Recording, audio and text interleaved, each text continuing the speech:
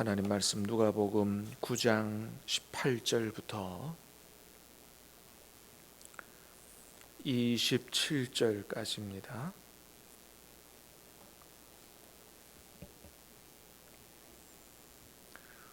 누가복음 9장 18절부터 27절까지입니다.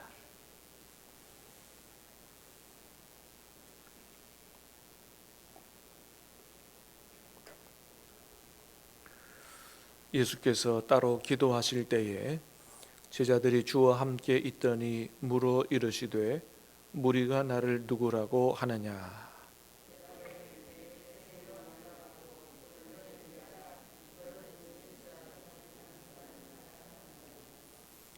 예수께서 이르시되 너희는 나를 누구라 하느냐.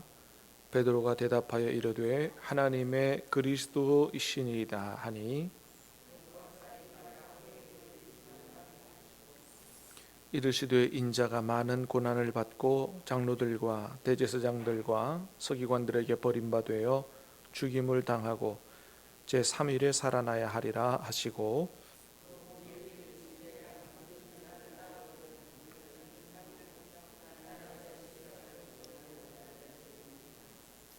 누구든지 제 목숨을 구원하고자 하면 잃을 것이요 누구든지 나를 위하여 제 목숨을 잃으면 구원하리라.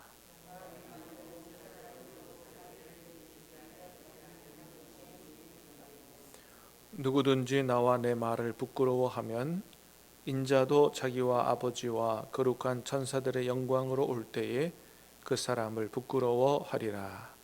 내가 참으로 너희에게 이르노니 여기 서 있는 사람 중에 죽기 전에 하나님의 나라를 볼 자들도 있느니라. 아멘. 오늘 본문은 예수님께서 제자들에게 예수님이 가야 할 길과 제자들이 가야 할 길에 대해서 제자도에 대해서 말씀하시는 것을 보게 되죠. 자, 먼저 18절 말씀을 보겠습니다. 시작. 예수께서 따로 기도하실 때에 제자들이 주와 함께 있더니 물어 이르시되 무리가 나를 누구라고 하느냐. 예수께서 따로 기도하실 때에 말씀 바로 앞에 있는 본문이 오병이어의 기적이죠. 오병이어의 기적. 이 오병이어의 기적은 사복음서에 다 나와 있는 말씀인데 우리 요한복음의 말씀에 보면 오병이어의 기적을 본 사람들이 예수님을 잡아서 억지로 임금 삼으려고 했다. 그렇게. 왜냐하면 자기들의 이 경제적인 문제를 해결해 주니까 이런 분이야말로 우리의 왕이 되어야 한다. 예수님은 유대인의 왕이죠. 만왕의 왕이죠. 당연한 건데 예수님께서 그것을 뿌리치고 따로 기도하러 가셨다. 그렇게 기도하고 있습니다. 그렇습니다. 예수님께서는 그들의 그 잘못된 기도에 그 기대에 응하지 않으시고 따로 기도하러 가셨죠.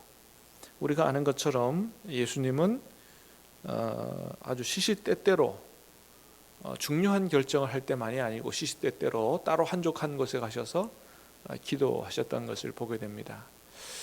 따로 새벽에 한적한 곳에 가서 기도하셨고 또 이렇게 큰 기적을 행한 이후에도 따로 가서 기도하시고 또 밤새도록 가서 기도하시고 자주 기도하셨던 것을 보게 됩니다. 기도하시면서 성부 하나님과 기도로 깊이 교제하시는 삶을 사셨는데 저와 여러분도 그렇게 세상의 요구에 끌려다니는 삶이 아니고 늘 하나님과 따로 깊이 있게 교제하며 하나님의 뜻을 따라 사는 그런 저와 여러분 될 수 있게 되기를 주님의 이름으로 축복합니다. 예수님이 그렇게 사셨다는 거죠. 자, 따로 기도하러 가셨는데 아마 제자들 함께 갔던 것으로 보여집니다. 옆에 있는 제자들에게 예수님 물으시죠. 얘들아, 사람들이 나를 누구라고 하느냐. 제자들이 아마 이구동성으로 얘기하는 것 같아요.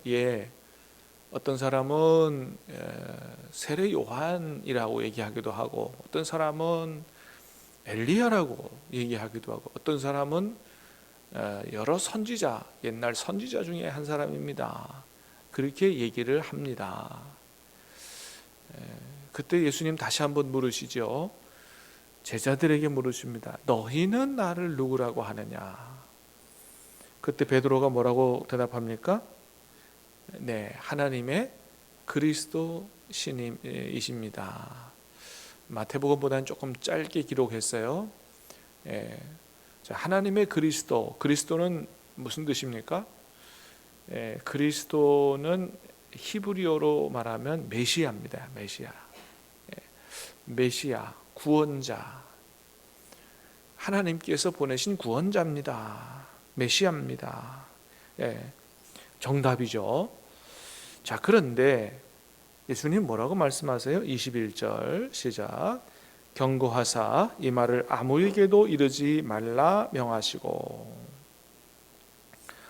베드로가 예수님의 정체에 대해서 정답을 얘기했는데 가서 널리 이것을 전하거라 이렇게 얘기하지 않으시고 어떻게 해요? 아무에게도 말하지 말라고 명하셨다는 거죠. 이유가 뭡니까? 이유는 우리 금방도 말씀드렸던 것처럼 그 당시의 이스라엘 백성들은 메시아를 기다렸는데 어떤 메시아를 기다렸냐 하면 정치적이고 군사적인 메시아를 기다렸습니다. 다윗 왕처럼 강력한 정치 지도자, 군사 지도자가 돼서 이스라엘을, 로마의 식민지 하에 있는 이스라엘을 독립시켜줄, 정치적으로 독립시켜주고 경제적으로 독립시켜주고, 우리나라가 이 정치적으로 안정이 되고 경제적인 문제가 해결되기를 늘 간절히 원하는 것처럼 하여튼 이 이스라엘도 정치, 경제적으로, 군사적으로 독립할 수 있는 이런 메시아를 기다렸거든요. 그러니까 잔뜩 그런 메시아를 기다리고 있는데 이 예수가 하나님 보내신 메시아입니다. 그러면 어떻게 되겠어요? 그냥 아까도 오병이어 기적을 본 사람들이 예수님 억지로 자기들이 원하는 임금 삼으려고 그렇게 하지 않겠어요? 그렇게 되면 하나님의 뜻을 행하러 온 예수님의 이 계획이 방해를 받는 거죠. 방해를 받는 거죠. 잘못된 기도 때문에. 여러분, 우리는 오늘 말씀을 보면서 우리의 믿음을 다시 한번 점검할 수 있게 되기를 간절히 바랍니다. 우리는 왜 예수님을 믿고 우리는 왜 예수님을 따르고자 하느냐? 무엇 때문에? 하나님께서 원하시는 그런 믿음으로 주님을 따르고자 하느냐? 아니면 우리는 우리의 사사로운 때로는 잘못된 기대를 가지고 그걸 얻기 위하여 주님을 믿고 따르느냐? 굉장히 중요한 문제죠. 욥기 1장에 보면 하나님께서 욥을 사단에게 대단히 칭찬하시는 장면이 나옵니다. 사단아, 잘 들어봐라. 이와 같이 정직하고 하나님을 경외하며 악에서 떠난 자가 세상에 없다. 욥 같은 자가 없다. 이렇게 칭찬을 막 극찬을 하십니다. 그때 사단이 하나님 앞에 뭐라고 말씀을 드리냐 하면은 그런 얘기를 합니다. 하나님, 들어보십시오. 욥이 까닭 없이 하나님을 경외하겠습니까? 욥이 까닭 없이 경외하는 게 아니고 하나님께서 욥을 이리저리 또는 물질로도 많이 축복하셨기 때문에, 그렇기 때문에 욥이 하나님을 경외하고 하는 거지, 만일 그거 다 뺏어가시고 가난하게 만들면 하나님 안 따를 겁니다. 하나님 경외하지 않을 겁니다. 그렇게 얘기를 하는 거죠. 여러분, 우리는 어떻습니까? 하나님께서 복을 주셨기 때문에, 또 하나님께서 기도하면 복을 주실 것이기 때문에, 그것 때문에 하나님을 믿고 예수님을 따르고 하는 것입니까? 만일 그러지 않으신다면 어떻게 하시겠습니까? 하나님이 앞으로 우리 기도에 응답해 주지 않으신다면 어떻게 하시겠습니까? 여러분, 다니엘 우리 새 친구 얘기를 잘 알지요? 느부갓네살 왕이 금신상에게 절하라 그랬더니 다니엘의 새 친구가 사드락 메삭 아벳느고 뭐라고 얘기합니까? 우리가 절하지 않을 것입니다. 느부갓네살이 금신상에게 절하지 않으면 풀무불에 던져버린다 그랬어요. 그랬더니 대답하기를 우리를 풀무불에 던져도 절하지 않을 거라고. 우리가 풀무불에 들어가도 하나님께서, 전능하신 하나님이 우리를 거기서 살려낼 것이요, 만일 그렇게 하지 않으실지라도, 그리 아니하실지라도 우리는 우상에게 절하지 않을 것입니다. 오직 우리는 하나님에게만 절하고 하나님만 섬길 것입니다. 이런 고백을 하는 거예요. 여러분, 이게 바로 하나님이 원하시는 참된 믿음과 신앙이 아니냐 말이죠. 그리 아니하실지라도. 사단은 얘기합니다. 하나님이 축복하셨기 때문에, 하나님이 복을 주시는 것 때문에 하나님을 섬기는 거지, 까닭 없이 하나님을 섬깁니까? 이게 사단의 생각이에요. 근데 하나님 생각은 그거 아니죠. 욥은 그렇지 않다. 욥은 나를 알고 나를 사랑하고 섬기는 거다. 내가 그거 다 뺏어와도 그렇다. 그래서 하나님 허락하에 모든 것들을 다 빼앗아 보잖아요. 결국 욥은 하나님을 떠나지 않죠. 조금 원망 불평하긴 했지만 그렇습니다. 하나님께서 원하시는 참된 믿음은 바로 그런 것이라는 거죠. 자, 그러나 우리가 만일 하나님 주시는 복 때문에 하나님을 섬기고 따른다면 우리는 십자가 앞에서 다 도망가고 말 것입니다. 복 주시는 것 때문에 따르는데 십자가 어떻게 집니까? 근데 오늘 본문에서 예수님이 뭐라고 말씀하세요? 자, 22절입니다. 시작. 이르시되 인자가 많은 고난을 받고 장로들과 대제사장들과 서기관들에게 버림받아 죽임을 당하고 제3일에 살아나야 하리라 하시고. 예수님의 가시는 길입니다. 자, 예수님의 길은 그리스도임에도 불구하고 고난받는 종의 길이었다는 거예요. 세상 사람들은 이렇게 정치적이고 군사적인 메시아를 바랬지만은 뭐예요? 고난받는 그리스도의 길이었다. 고난을 받고 죽임을 당하게 되고 그 이후에 부활을 하게 되는 이런 길을 가야 하는 메시아였다는 것입니다. 자, 그러므로 그 주님을, 그 그리스도를 따른 고난받는 종의 그리스도를 따르는 제자들이 갈 길도 어떤 길이냐? 23절 시작. 또 무리에게 이르시되 아무든지 나를 따라오려거든 자기를 부인하고 날마다 제 십자가를 지고 나를 따를 것이니라. 그래서 예수님을 진짜 따라가는 사람들의 가야 할 길이 어떤 길이냐? 그거는 자기를 부인해야 된다. 자기의 육체적인 정욕이나 세상적 욕망, 기대, 이런 거 다 내려놔야 된다는 것입니다. 그거 내려놓고 날마다 자기 십자가를 지고, 여기서 십자가는 뭐겠어요? 두 가지 의미가 있다고 생각됩니다. 하나는 주님이 맡겨준 사명입니다. 하나님께서 맡겨준 사명 짊어져야 돼요. 끝까지 짊어져야 되고, 그 다음에 십자가는 죽음입니다. 죽기를 각오하고 주님을 따라 가야 하는 길이 바로 주님의 제자의 길이라는 거예요. 세상 사람들처럼 세상 부귀영화 그런 것들을 내려놓지 못하고는 가기 힘든 길이다. 갈 수 없는 길이다. 자, 십자가가 죽음을 의미한다. 죽음을 각오하고 따라와야 한다라고 하는 의미가 바로 그 다음 절에 있죠. 24절 시작.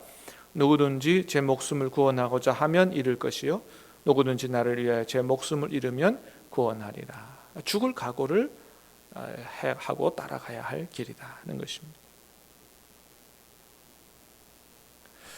주님께서 오늘 말씀을 통해서 예수님이 가야 할 길이 어떤 길이고 제자들이 가야 할 길이 어떤 길이라는 사실을 분명히 보여주십니다. 자, 26절 시작. 누구든지 나와 내 말을 부끄러워하면 인자도 자기와 아버지와 거룩한 천사들의 영광으로 올 때에 그 사람을 부끄러워하리라. 예수님 가신 길이 십자가의 길이고 고난의 길이고 라고 한다고 해서 부끄러워하면 주님이 다시 올 때 우리를 부끄러워할 것이다. 27절 시작. 내가 참으로 너희에게 이르노니 여기 서 있는 사람 중에 죽기 전에 하나님의 나라를 볼 자들도 있느니라. 그 하나님의 나라는 이제 그 다음에 나오는 변화산 사건을 의미하죠. 주님께서 아주 영광스러운 모양으로 변화되시는 하나님의 나라. 그래서 하나님의 나라는 이미 2000년 전에 예수님을 통해서 이 땅에 오신 나라죠. 사랑하는 여러분, 오늘도 우리 가운데 임해 있는 하나님의 나라에 들어갈 수 있게 되기를 바라고, 하나님의 영광을 체험함으로 말미암아 하나님께서 주시는 하나님의 나라가 분명히 있다는 사실을 분명히 깨달아 알고 그 완성된 나라를 향하여 오늘도 나 자신을 부인하고 십자가를 지고 주님을 따라가는 참된 제자로 믿음으로 살아갈 수 있게 되기를 주님의 이름으로 축복합니다.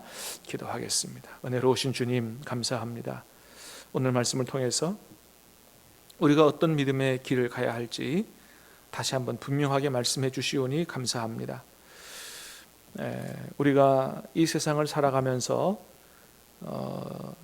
세상 사람들이 바라는 부귀영화 이 모든 것들을 다 누리지 못한다고 해도 오히려 나를 부인하고 십자가를 지고 우리의 남은 인생 주님을 따라가야 한다고 해도 우리의 믿음 변치 않게 해주시고 오로지 주님 메어주신 십자가 지고 죽을 각오하고 주님 따라가는 참된 믿음으로 제자로 살아갈 수 있도록 도와주시옵소서. 이미 주님 하나님 나라 이 땅에 보내주셨는데 예수님 안에서 이 땅에 임해 있는 하나님 나라를 체험하게 도와주시고 그 하나님 나라의 영광과 풍성함을 맛보게 도와주시고 어떤 고난이라도 잘 이기고 십자가 지고 마지막까지 믿음을 지키고 선한 싸움을 다할 수 있는 그런 우리들이 될 수 있도록 우리의 삶을 인도해 주시옵소서. 예수님 이름으로 기도하옵나이다. 아멘.